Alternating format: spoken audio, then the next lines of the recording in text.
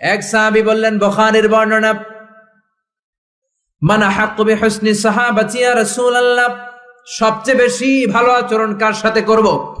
বিশ্বনবী বললেন, উম্মুক, মায়ের সাথে। তারপরে বললেন মায়ের সাথে, তারপরে বললেন মায়ের সাথে, 3 বার বললেন মায়ের সাথে। আরেক বর্ণনা এসেছে 4 বার বললেন মায়ের সাথে, 5মবারে বললেন তোমার পিতার সাথে। বাবার চেয়ে মায়ের মর্যাদা বেশি না কম? আল্লাহ বললেন বাবার চেয়ে মায়ের মর্যাদা অনেক বেশি। তার কারণ হলো মা যে কষ্ট সহ্য করেছে বাবা ওইটা করে নাই, ঠিক কিনা? হামালাতহু উম্মুহু, বাবা তোমারে পেটে ধরে নাই, পেটে ধরেছে কে?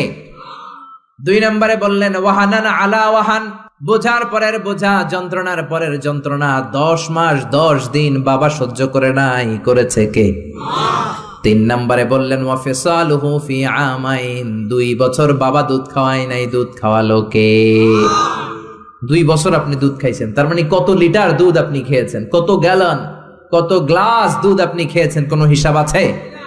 বিশ্বনবী ধমক দিয়ে বললেন লাউ কাতাআতা জিলদাক, জিলদ মানে কি?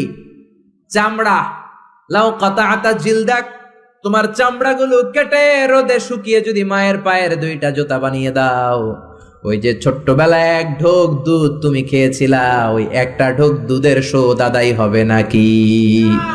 মায়ের দুধের শোধ আদায় হবে? জোরে বলেন, আদায় হবে? আদায় হবে।